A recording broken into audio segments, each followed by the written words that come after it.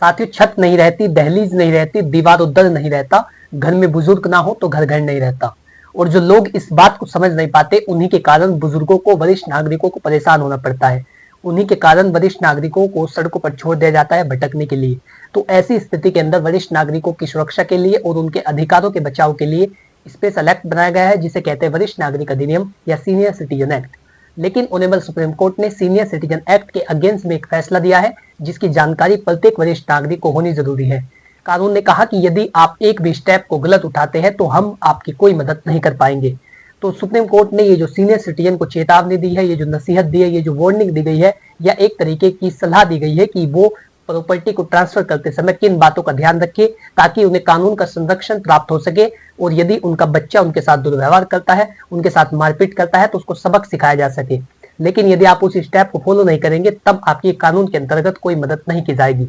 तो यदि आप जानना चाहते हैं कि वो लेटेस्ट जजमेंट क्या है जो ऑनरेबल सुप्रीम कोर्ट ने सर्वोच्च न्यायालय ने दिया है, तो आज की इस वीडियो में मैं आपको बताने वाला हूं। मेरा आपसे अनुरोध है कि वीडियो को एंड तक देखिए ताकि आप लोग समझ पाए कि किस तरीके से कानून के द्वारा आपको संरक्षित किया जाता है, और यदि आप उस स्टेप को फॉलो नहीं करेंगे तो आप इस स्थिति से वंचित रह जाएंगे। तो चलिए बिना किसी देरी के वीडियो शुरू करते हैं।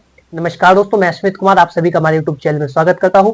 दोस्तों, इस जजमेंट को जानने से पहले हमें समझना होगा कि जो सीनियर सिटीजन एक्ट है वो किस तरीके से सीनियर सिटीजन को प्रोटेक्ट करता है और जो उनकी संपत्ति है उसकी भी रक्षा करता है। तो मैं आपको बता दूं कि जो सीनियर सिटीजन एक्ट है वो वरिष्ठ नागरिकों की भी और उनकी संपत्ति की भी रक्षा करता है। वरिष्ठ नागरिकों की रक्षा इसलिए की जाती है कि उनके बच्चे उनको परेशान ना करें, उनको प्रताड़ित ना करें। और जो सीनियर सिटीजन की प्रॉपर्टी है उसकी रक्षा इसलिए की जाती है कि वो उसकी संपत्ति को ना हड़प ले। या जैसा देखा जाता है कि वरिष्ठ नागरिकों की संपत्ति को लेने के बाद बच्चे उन्हें घर से निकाल देते हैं या अपने आप बाहर रहने लग जाते हैं और माता पिता को सड़कों पर भटकने के लिए छोड़ देते हैं। तो सीनियर सिटीजन एक्ट को बनाने का मुख्य उद्देश्य भी यही था। वरिष्ठ नागरिक है, जब वो आर्थिक और शारीरिक रूप से समर्थन करने के अभाव में छोड़ दे जाते हैं, क्योंकि जब वो बूढ़े हो जाते हैं तो ना तो वो कोई शारीरिक श्रम कर सकते हैं और ना ही कोई आर्थिक रूप से बच्चों की मदद कर सकते हैं। तो ऐसी स्थिति के अंदर बच्चों के द्वारा वरिष्ठ नागरिकों को छोड़ दिया जाता है और उनकी सुरक्षा के लिए और उनके अधिकारों को बचाने के लिए वरिष्ठ नागरिक अधिनियम 2007 बनाया गया है। क्योंकि ये जो बच्चों का नैतिक कर्तव्य होता है कि वो अपने माता पिता का ख्याल रखेंगे, उनकी देखभाल करेंगे, उनके बुढ़ापे का सहारा बनेंगे। लेकिन यदि वो अपने नैतिक कर्तव्यों से विमुक्त हो जाते हैं और उनका ख्याल नहीं रखते, तो वरिष्ठ नागरिकों के अधिकार के रूप में उनके नैतिक कर्तव्य को परिवर्तित कर दिया गया। जो वरिष्ठ नागरिकों के जो अधिकार है वो उनके बच्चों के कर्तव्य है। यदि बच्चे अपने कर्तव्यों को पूरा नहीं करते, तब सीनियर सिटीजन अपने अधिकारों का प्रयोग कर सकते हैं और वे अधिकार सीनियर सिटीजन एक्ट के मुताबिक उन्हें दिए गए हैं। क्योंकि अब जो संयुक्त परिवार की प्रथा है वो खत्म हो चुकी है। आपस में व्यक्ति मिलजुल करके नहीं रहते, या जो परिवार के सदस्य है वो एक दूसरे से दूर रहना पसंद करते हैं और गांव को छोड़ करके शहरों में रहने लग जाते हैं। और शहर का माहौल आपको पता है, इस पर एक शायर ने कहा है कि हर जगह हर तरफ बेशुमार आदमी, फिर भी तन्हाइयों का शिकार आदमी। तो ये सभी शहर की स्थिति होती है जहां पर एक व्यक्ति पड़ोस में रहते हुए भी दूसरे व्यक्ति का ख्याल नहीं रखता और उसे पता नहीं होता कि इसके घर में क्या चल रहा है। तो ऐसी स्थिति के अंदर सीनियर सिटीजन को समझना होगा कि समय बदल चुका है। जब भी आप प्रॉपर्टी को ट्रांसफर करें तो उसमें कंडीशनों को मेंशन कराएं ताकि आप लोग कानून का सहारा ले सके। दोस्तों, चलिए अब हम इस केस की बात करते हैं। तो इस केस का नाम है सुदेश शिकारा वर्सेस रमती देवी। ये जो रमती देवी है, इसमें ये विधवा महिला होती है, इसके हस्बैंड नहीं होते और ये अपनी प्रॉपर्टी को अपने बच्चों में ट्रांसफर कर चुकी होती है। जो रमती देवी है उसने अपने एक बेटे और 2 बेटियों के नाम अपनी प्रॉपर्टी को कर दिया, जिसके बाद इसके पास आजीविका का कोई साधन नहीं है और इसलिए इनके बच्चे इन्हें परेशान करते हैं, इनको प्रताड़ित करते हैं, इनके साथ दुर्व्यवहार करते हैं। तो मैं आपको बता दूं कि सीनियर सिटीजन एक्ट में एक सेक्शन है 23 और उसमें बताया गया है कि यदि सीनियर सिटीजन ने अपनी संपत्ति को अपने बच्चों को ट्रांसफर कर दिया है, प्रॉपर्टी को ट्रांसफर करने के बाद या जब बच्चे संपत्ति को ले लेते हैं उसके बाद वो अपने माता पिता से दुर्व्यवहार करने लगते हैं, उनका ख्याल नहीं रखते, उनकी जो बेसिक नीड्स है उनको पूरा नहीं करते, जो उनकी आम जरूरतें हैं, जो उनकी बुनियादी सुविधाएं हैं, उन सभी का ख्याल नहीं रखते। तो ऐसी कंडीशन के अंदर section 23 of senior citizen act वो अपने द्वारा दी गई संपत्ति को वापस ले सकते हैं। और इसी के अगेंस्ट ऑनरेबल सुप्रीम कोर्ट ने फैसला दिया है। जो रमती देवी है उसने अपनी प्रॉपर्टी को अपने बच्चों में बांट दिया था, लेकिन उसके बच्चे उसका ख्याल नहीं रख रहे थे, जिसके चलते रमती देवी ने सब डिविजनल मजिस्ट्रेट के पास एक एप्लीकेशन लगाई सेक्शन 23 के तहत कि संपत्ति मुझे वापस दिलाई जाए क्योंकि मेरे बच्चे मेरा ख्याल नहीं रखते हैं। तो इसके चलते जो एसडीएम साहब होते हैं वो उसकी बात को सुनते हैं और जो संपत्ति बेटे के नाम आई है, बेटा कहता है कि मैंने इसे ऑलरेडी किसी अन्य व्यक्ति को बेच दिया है। और फिर बेटियों को आदेश दिया जाता है कि वो संपत्ति को वापस लौटाए क्योंकि वो अपनी माता के साथ दुर्व्यवहार करती है। लेकिन बेटियां इससे परेशान होती है क्योंकि जो जजमेंट है वो आ जाता है रमती देवी के फेवर में।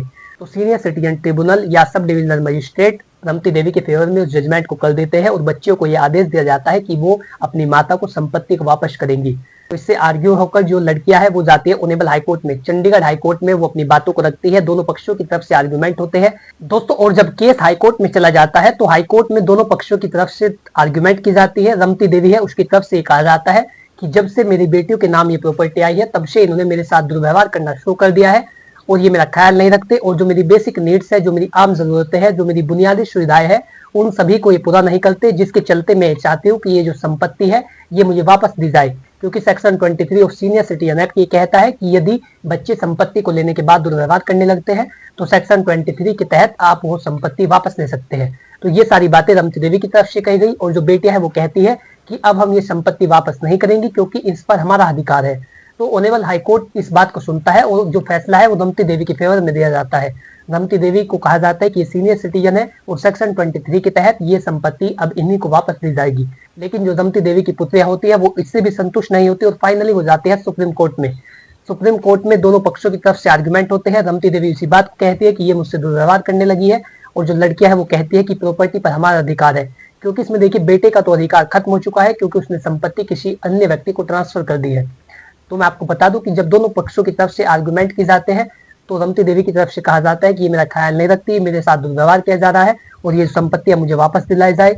और जो बेटियां है वो कहती है कि संपत्ति पर हमारा अधिकार है, हम इसे वापस नहीं करेंगे क्योंकि ये गिफ्ट डीड के थ्रू हमारे नाम आ चुकी है और इस पर हमारा अधिकार है, केवल हम इस पर क्लेम कर सकते हैं, कोई अन्य व्यक्ति नहीं। तो इसलिए हम इस संपत्ति को वापस नहीं करेंगे। लेकिन ऑनेबल सुप्रीम कोर्ट कहता है, उन डॉक्यूमेंट्स को देखता है जो गिफ्ट डीड के थ्रू जब ये संपत्ति लड़कियों के नाम आई थी, और डॉक्यूमेंट्स को देखने के बाद गहनता से अध्ययन करने के बाद अपना निष्कर्ष देता है। और सुप्रीम कोर्ट की तरफ से कहा जाता है कि हम ये जजमेंट रमती देवी के अगेंस्ट दे रहे हैं और जो इनकी बेटियां है इनके फेवर में जजमेंट को दिया जा रहा है। क्योंकि जब रमती देवी ने गिफ्ट डीड किया उसने कोई भी ऐसी कंडीशन मेंशन नहीं की कि यदि ये मेरा ख्याल नहीं रखेंगी, मेरे साथ दुर्व्यवहार करेंगी, मेरी जो बेसिक नीड्स है यदि उनको पूरा नहीं करेंगी तो मैं इस संपत्ति को वापस ले सकती हूँ।